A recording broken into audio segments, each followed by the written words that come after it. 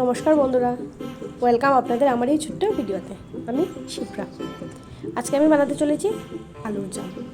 প্রথমে আলুগুলোকে মেখে নিলাম, গুড়গুলোকেও ভালোভাবে মেখে নিলাম। তারপর সবগুলোকে একসঙ্গে ভালো করে ময়দার সঙ্গে মাখিয়ে একটা সফট ডো তৈরি করে নিলাম। ভালো করে মাখতে হবে, কিন্তু না হলে দানা থাকলে লাড্ডুগুলো ফেটে যাবে। তারপর এদিকে সুজির নাড়ুর চেষ্টা করলাম বানানোর জন্য, সুজি, ময়দা আর অল্প একটু চিনি দিয়ে। এই তিনটা উপকরণকে ভালো করে আমি একসঙ্গে মিশিয়ে নেব। তারপর অল্প অল্প একটু জল দিয়ে একটা সফট ডো তৈরি করে নেব।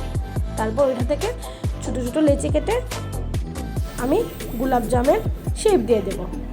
গোলাপ জামও বলতে পারেন আপনারা, আলুর জামও বলতে পারেন। আমরা বেসিক্যালি এটাকে আলুর জাম বলি। আপনি আপনার মন মতো করে শেপ দিয়ে দিতে পারবেন। আমি একটু লম্বা করে দিলাম, এমনটাই আমার কাছে এটা শেপটা ভালো লাগে। এক এক করে কিছুটা বলে নেব। তারপর ওইদিকে সুজিরও কয়েকটা গোল করে নাড়ুর শেপ দিয়ে দেব। সবটা কিন্তু বলবো না। ওইদিকে আগে থেকে প্রিহিট করে রাখা তেলের মধ্যে ওই নাড়ুগুলো এক এক করে ছেড়ে দিলাম।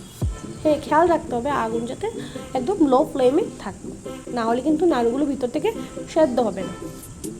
আর ওইদিকে যে ডোটা ছিল ওইটা থেকে আবার বলে নিলাম। ওইদিকে ভাজবো আর ওইদিকে বলবো, তাহলে কাজটা একটু তাড়াতাড়ি হয়ে যাবে। লাল লাল করে ভেজে নিতে হবে আর ধৈর্য সহকারে ভাজতে হবে, না হলে আমার মতো কালো হয়ে যাবে। তারপরে এক এক করে সুজির নাড়ুগুলোও দিয়ে দিলাম তেলের মধ্যে, দিয়ে নেড়ে চেড়ে ভালো করে ভেজে দিলাম।